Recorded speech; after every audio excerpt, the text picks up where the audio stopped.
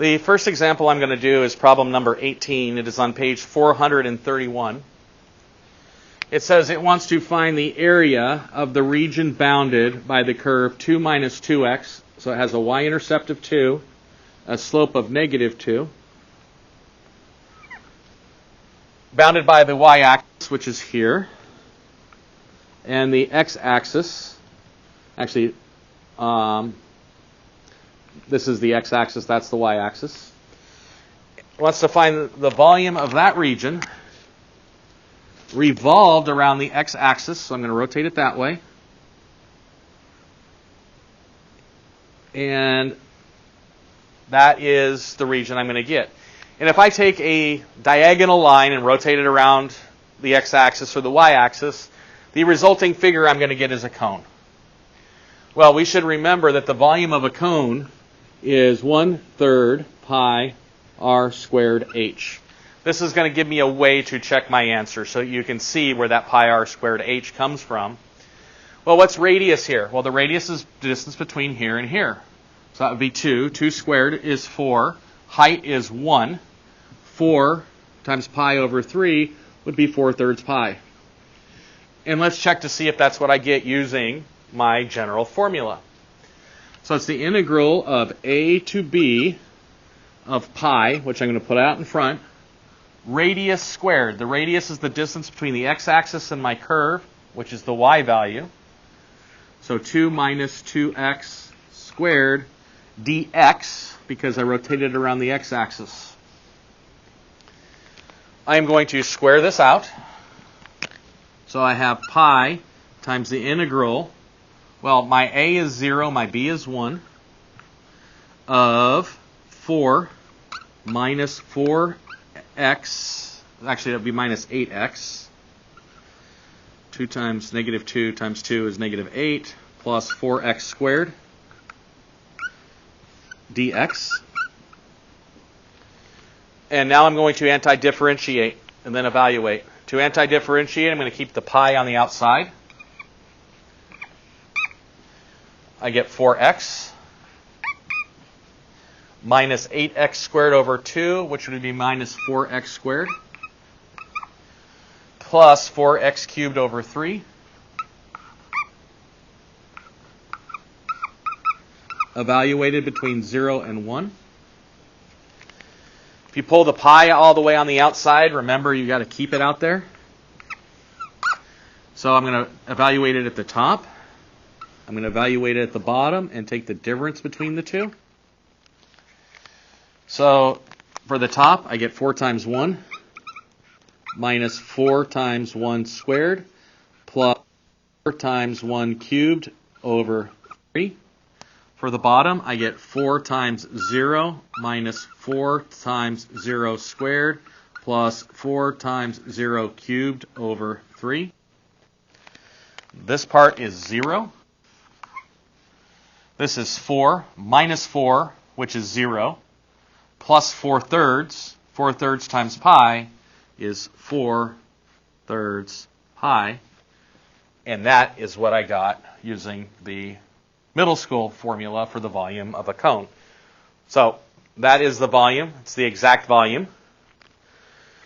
So you shouldn't have questions about that. Okay?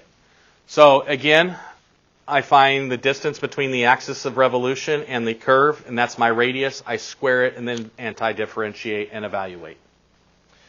The next problem I'm going to do is problem number 20. Again, that's in your book. Problem 20 says it wants the region bounded by y equals cosine x from 0 to pi halves, the x-axis and the y-axis. Then they give you a hint. They give you one of our half-angle formulas, or a double-angle formula that we had from trigonometry. So let's just look at the graph. Cosine x between 0 and pi halves would be this portion. The y-axis and the x-axis. This is the region that I want to revolve. So this is now my solid that I revolve. Okay, it's like a cosine-shaped half sphere, but it's not a sphere because it's not exactly round. So my integral is going to be from 0 to pi halves of pi times radius squared dx. Well, there's my radius. My radius is the distance between my rotation and the curve. The curve is that function.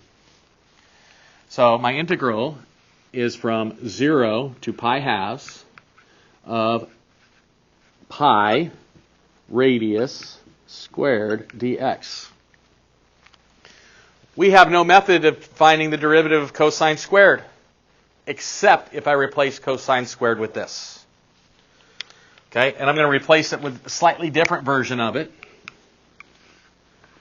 I'm actually going to distribute the 2, because then I can take the antiderivative. I'm going to distribute the 1/2, so I get 1/2 plus cosine of 2x over 2 dx. I'm now going to anti-differentiate and then evaluate. So to anti-differentiate, I get pi times whatever my answer is. Antiderivative of 1/2 is x over 2. Antiderivative of cosine of 2x. Because the inside function is linear, I could just find the antiderivative of cosine x and divide by the derivative of the inside function. Antiderivative of cosine x is sine x, except it's sine of the 2x, divided by the derivative of the inside function. Divide by 2. That's going to be over 4. And then I am going to evaluate this between pi halves and 0. Keep the pi on the outside. Evaluate the upper limit. Evaluate the lower limit. Subtract the lower from the upper. So I have pi halves over 2 plus the sine of 2 times pi halves over 4. I'm going to put a 0 in here. So I would get plus 0 over 2 plus the sine of 2 times 0 over 4. Keep my pi along the ride. Pi halves over 2 is pi fourths. The sine of pi is on the unit circle over here, and that's negative 1.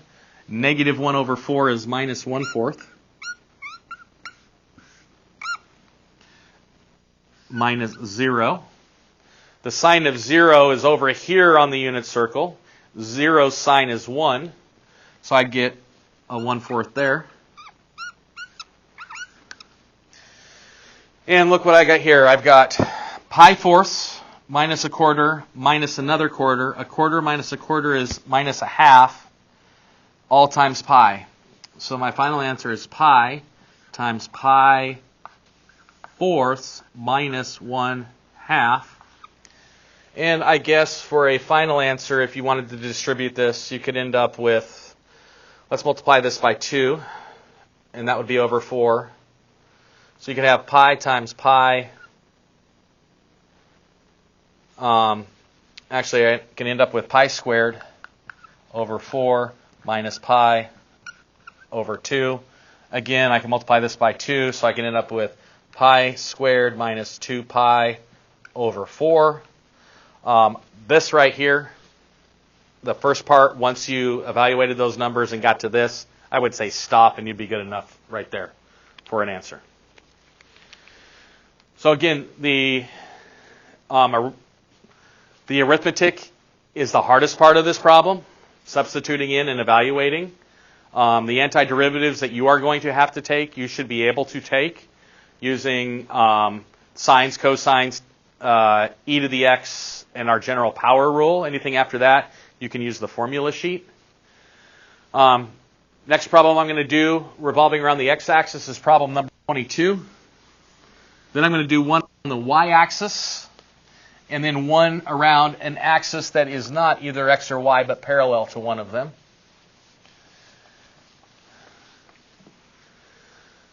So you should recognize that this is a semicircle with a radius of 5. Okay, if I square both sides, I get y squared is 25 minus x squared. Add the x squared to both sides, I get x squared plus y squared is 25. So it's a circle centered at the origin with a radius of 5. But notice it doesn't say plus or minus, so it's just the plus. So I have a circle with a radius of 5, or a semicircle with a radius of 5, that I'm going to revolve around the x-axis. Well, it says on the x-axis, revolve it around the x-axis.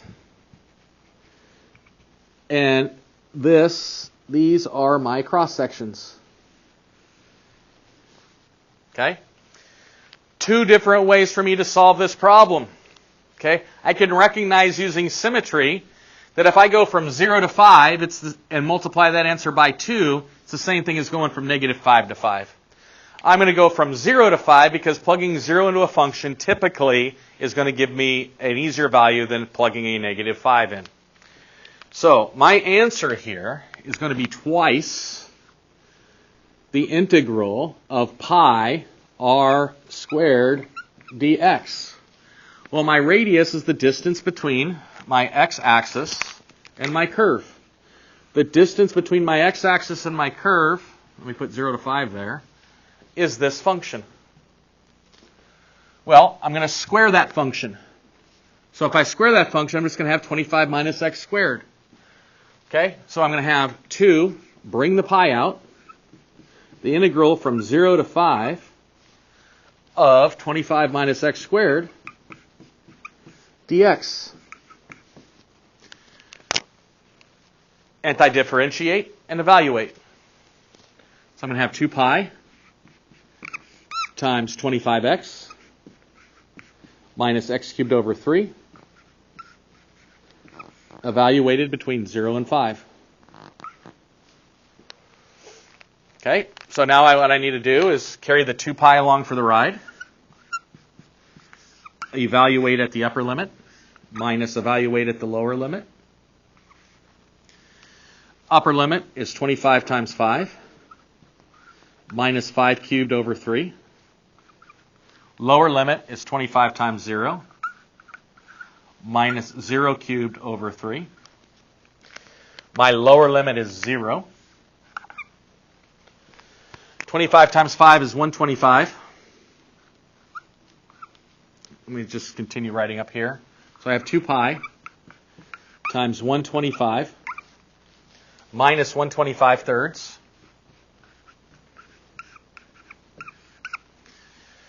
That's 375 minus 125 is 250 thirds. 250 times 2 is 500 pi thirds.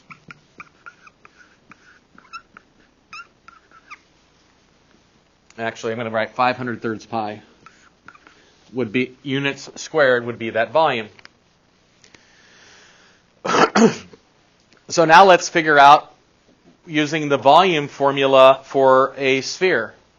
The volume formula for a sphere is pi r cubed times a compensating factor. And that would be 4 thirds. It's either 4 thirds or 1/3. Let's check. So 4 thirds pi r cubed. R is 5. 125 times 4 is 500. Thirds pi. So 4 thirds pi r cubed is the volume of a sphere, and we were able to use it using calculus. And we could use generic letters for our x, y's, and z's, and that's how we could come up with the formula for volumes of spheres, cones, and stuff like that. I'm going to do 2 more problems. Just a second. Let me erase the board and continue. So the next problem I'm going to do is problem number 36.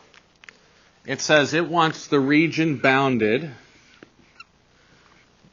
by y equals 0. That would be this line. X equals 0. That's this one. And the natural log of x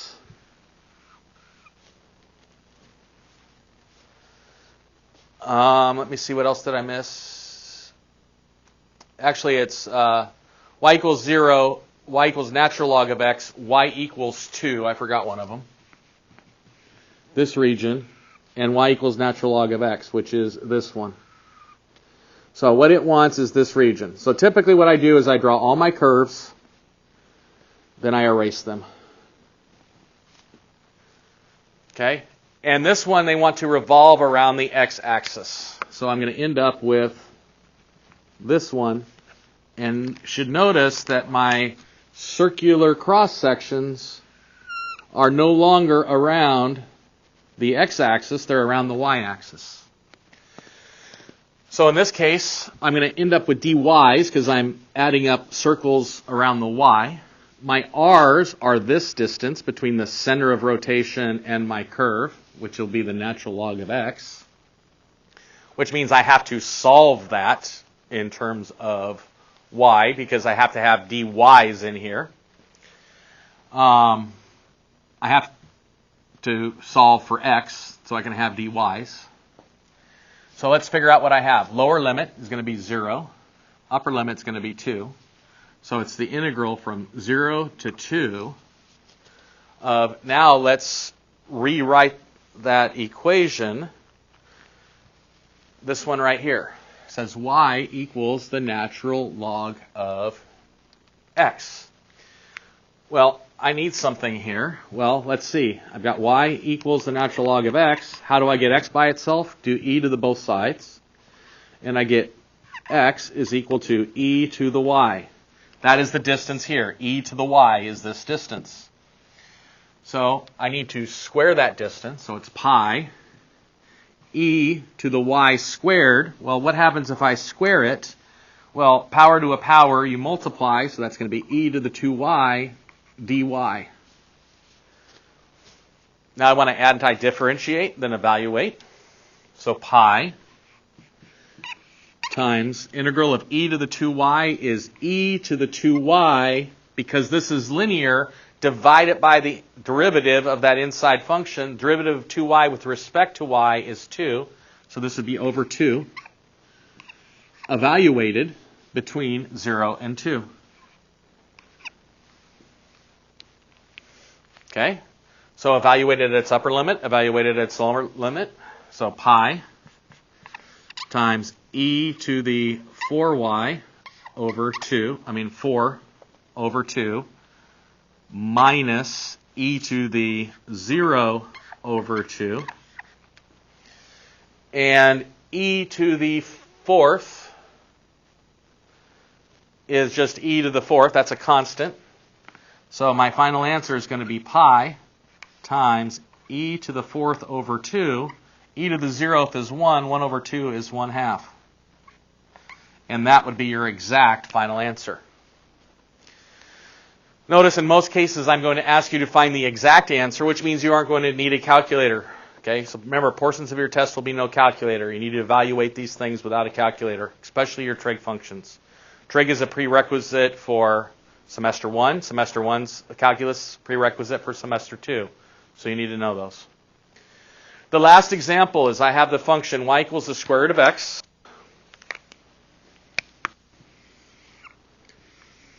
Okay, y equals the square root of x.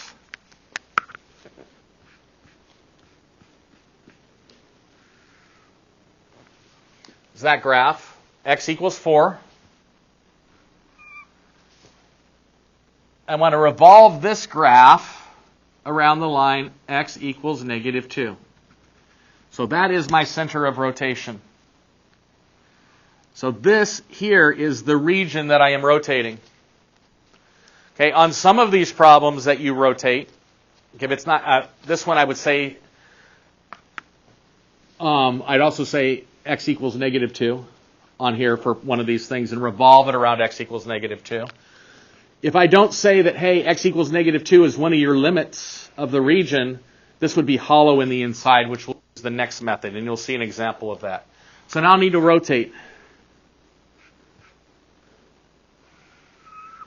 So this right here is now my region that I have, and that is a circular cross-section. Where this one is different is this distance right here is still r from the center to my original curve, but it's not just the function. It's the function. The function's value is this part. Well, I also have to add 2 to that. So my r is 2 plus my function. Okay? So it's the integral of pi r